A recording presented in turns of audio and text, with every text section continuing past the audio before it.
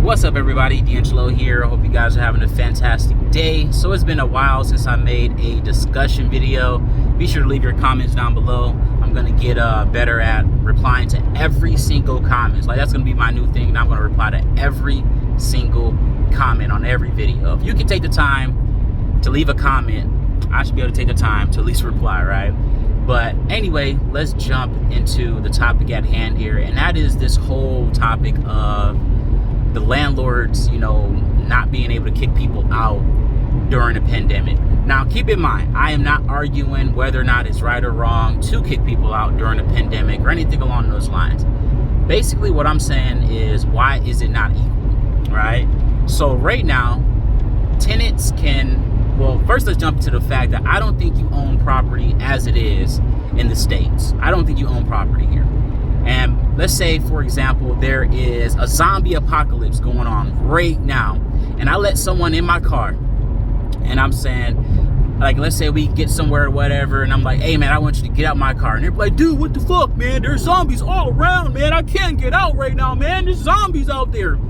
And if the police aren't zombified, I can call up the police and be like, hey, I want this dude out of my car.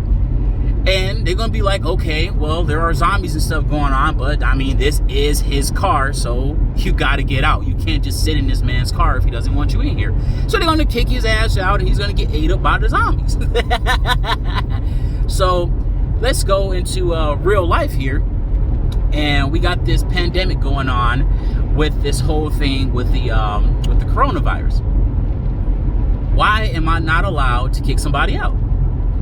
And again, I'm not arguing whether it's right or wrong. Like, that's not what I'm arguing in this video here. I'm like, because obviously I know it would be messed up if all the landlords just kicked every single person out. Like, we would have millions of people on the street. Obviously, the government had to step in, right? But I feel like if we are going to take an L, I feel like everybody should take an L, right? But anyway, if someone else can say whether or not I can or can't do something with what I own, do I own it? If I have to get your permission to add something onto my house, do I own it? If I have to get your permission to put something in my yard, do I own it? No, you don't own property.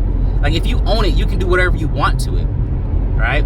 That's like how the phones and the cars and all that stuff are going with the right to repair movement right now. Like, if you guys haven't looked into that, definitely look into it. Like, it's crazy that the people who, the companies that make the phone also want to tell you what you can and can't do with the phone. It's a whole big thing. But anyway, it's mine, right? If it's mine, I should be able to do whatever the hell I want to it. That simple.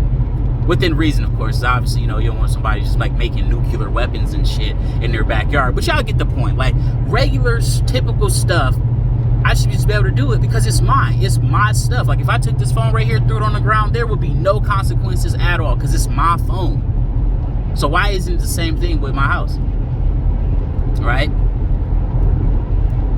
That's just like my whole little thing about it.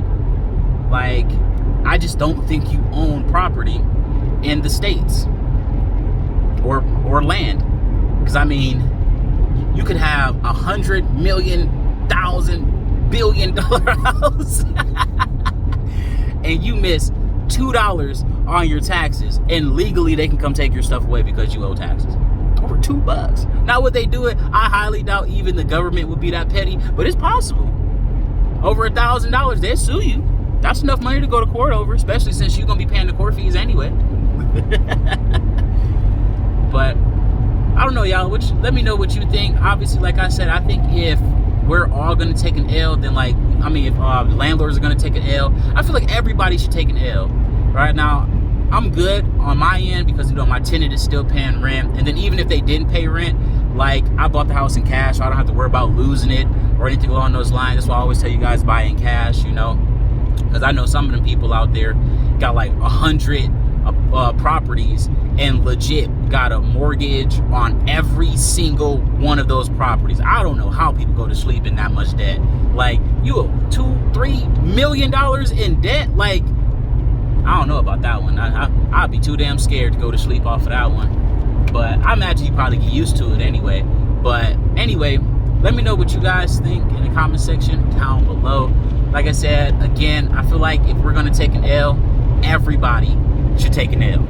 Like, landlords take an L, the government takes an L, insurance companies take an L. Everybody just takes an L together, right? Because right now, the tenant doesn't have to pay rent, but the landlord is still, you know, they still are forced to pay mortgage. They're still forced to pay taxes. They're still forced to pay insurance. They're still forced to pay, you know, all the other utilities and all that stuff. That's in the lease agreement. Like, so you got to pay for another person to live on top of whether, you know, you might got a mortgage on your own place that you live in, then pay taxes over there, insurance over there, utilities over there, etc. So you got to pay all of these bills for a property that's not even making you any money, and then you, on top of that, you can't even kick them out of your property for not paying you rent. But you will lose the property if you don't pay all those fees and all that extra stuff. Like, it's kind of crazy how that works. But I don't know. Again, I'm gonna go ahead and end it there. Let me know what you guys think in the comment section down below.